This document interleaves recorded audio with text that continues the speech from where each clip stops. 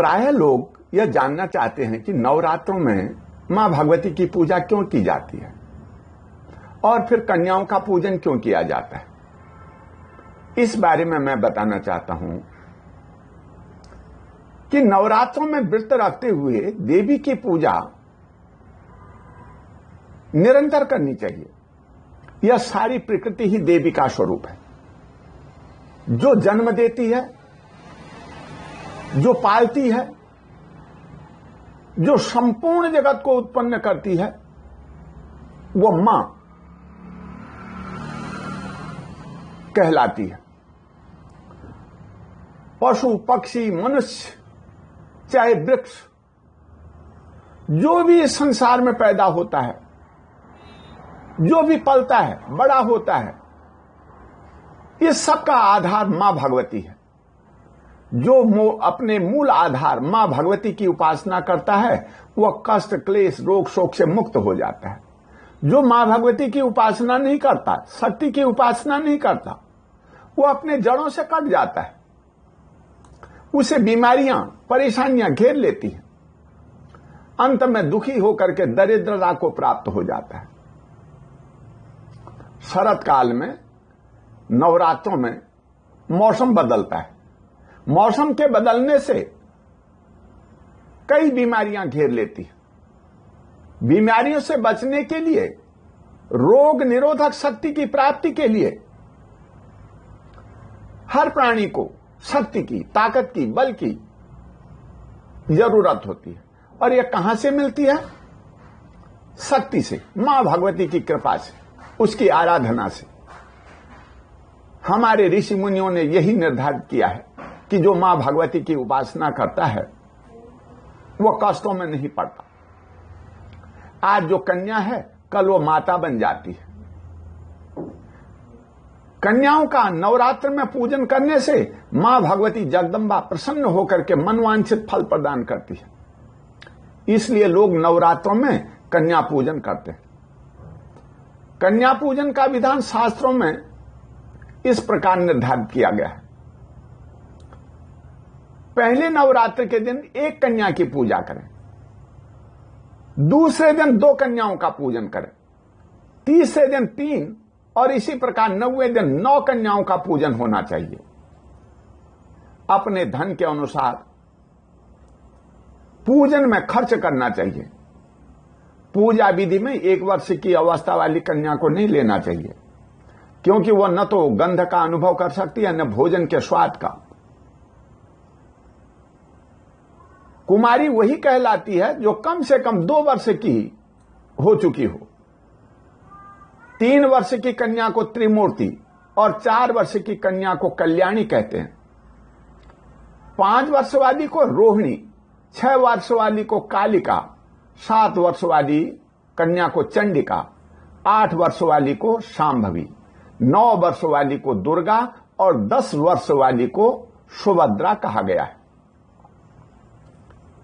इससे ऊपर जिसकी उम्र हो चुकी है वह कन्या पूजा में निषेध है, उसकी पूजा नहीं करनी चाहिए। और पूजन करते समय जिसकी जो मनोकामना है उसी प्रकार की कन्या और उसका उसी नाम मंत्रों से पूजन करना चाहिए, और तभी इन कन्याओं के पूजन का फल मिलता है। दुख और दरिद्रता के शमन के लिए कुमारी की पूजा करनी चाहिए। इस पूजन से शत्रु का नाश हो जाता है, धन बढ़ता है, आयु बढ़ती है, बल की वृद्धि होती है। भगवती त्रिमूर्ति की पूजा से त्रिवर्ग अर्थात धर्म, अर्थ और काम की सिद्धि मिलती है। साथ ही धन धान्य का आगमन एवं पुत्र पौत्रों का लाभ होता है। जिस व्यक्ति को विजय, राज्य और सुख पाने की अभिलाषा हो वह संपूर्ण कामना पूर्ण करने वाली भगवती कल्याणी का निरंतर पूजन करे। शत्रु का नाश करने के लिए भगवती कालिका की भक्ति पूर्वक आराधना करनी चाहिए। भगवती चंडिका की पूजा से ऐश्वर्य एवं धन की पूर्ति होती है। किसी को मोहित करने के लिए दुख दारिद्र को हटाने तथा संग्राम में विजय पाने के लिए भगवती सांभवी की सदा पूजा करनी चाहिए। किसी कठिन कार्य को सिद्ध करते समय अथवा यदि शत्रु का संहार करना हो तो भगवती दुर्गा की पूजा करनी चाहिए। इनकी भक्ति पूर्वक पूजा करने से पारलौकिक सुख भी सुलभ होता है।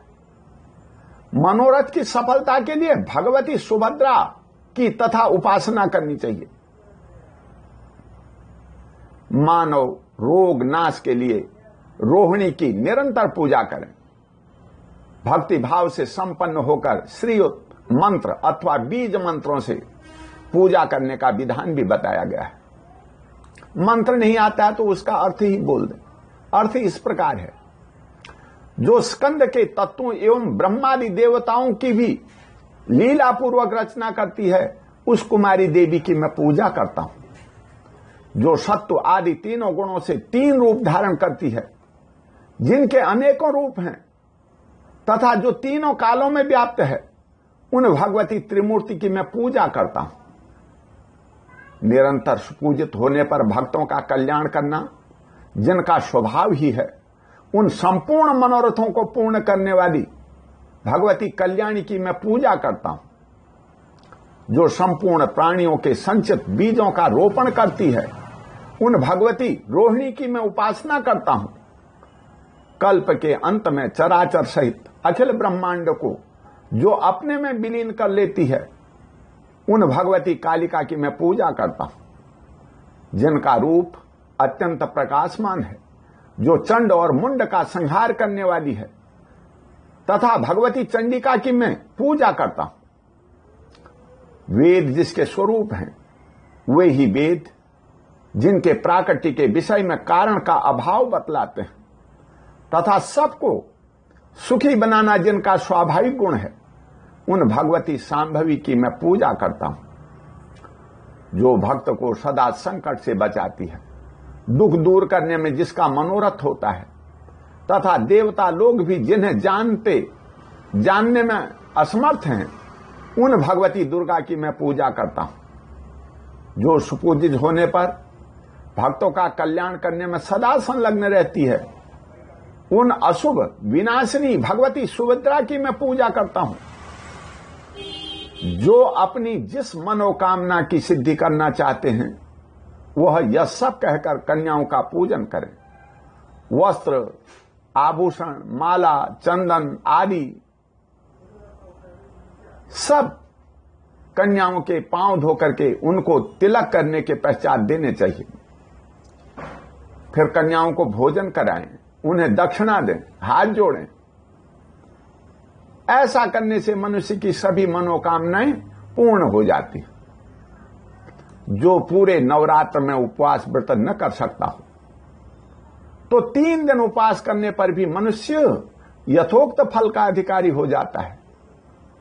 सप्तमी, अष्टमी और नवमी, इन 3 रातों में उपवास करके देवी की पूजा करने से सभी फल प्राप्त हो जाते हैं। देवी पूजन, हवन, देवी का पाठ, कुमारी पूजन और ब्राह्मण भोजन, इन कार्यों के संपन्न होने से नवरात्र व्रत पूरा होता है, ऐसी युक्ति है। शास्त्रों में यह बात बताई गई। यह व्रत धन एवं धान्य प्रदान करने वाला, सुख और संतान को बढ़ाने वाला, आयु और आरोग्य का वर्धन करने वाला एवं स्वर्ग और मोक्ष को प्रदान करने में समर्थ है। आप सब नवरात्रों का व्रत करें, मां भगवती की पूजा करें, इससे सबको लाभ होता है और इस लोक में सुख और परलोक में भी सुख मिलता है। इसी के साथ ओम शांति।